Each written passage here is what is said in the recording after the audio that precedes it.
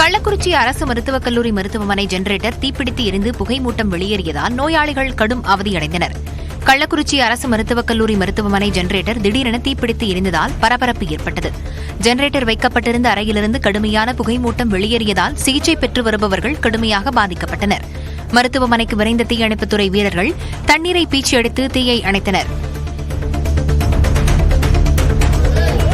தஞ்சாவூர் மாவட்டத்தில் தொடர் மழையால் பாதிக்கப்பட்ட நெற்பயிர்களுக்கு இழப்பீடு கேட்டு பேரணியாக வந்த விவசாயிகள் பூதலூர் வட்டாட்சியர் அலுவலகத்தில் மனு அளித்தனர். மாவட்டத்தில் 32,000 ஏக்கரில் சம்பா தாளடி பயிர்கள் மழையால் பாதிக்கப்பட்டிருப்பதாக விவசாயிகள் குற்றஞ்சாட்டுகின்றனர்.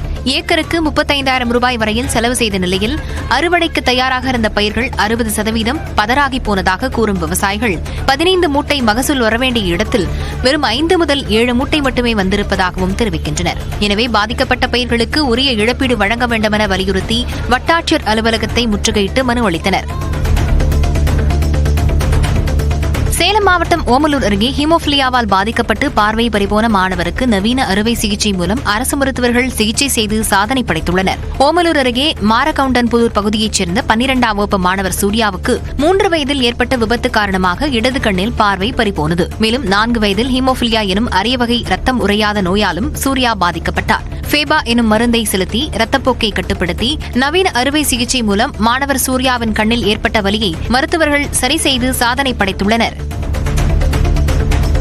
காஞ்சிபுரத்தில் வழக்கறிஞர் மீது தாக்குதல் நடத்தி பொய் வழக்கு பதிவு செய்ததாக காவல்துறையினரை கண்டித்து வழக்கறிஞர்கள் கண்டன ஆர்ப்பாட்டத்தில் ஈடுபட்டனர்.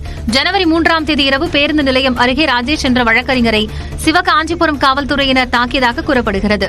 இதனை கண்டித்து காஞ்சிபுரம் நீதிமன்ற நுழைவு வாயிலில் 3 வழக்கறிஞர்கள் சங்கங்களின் சார்பில் காவல்துறையினரை கண்டித்து வட்டாட்சியர் அலுவலகம் வரையில் பேரணி நடைபெற்றது. பின்னர் கண்டன ஆர்ப்பாட்டமாக நடத்தப்பட்டது.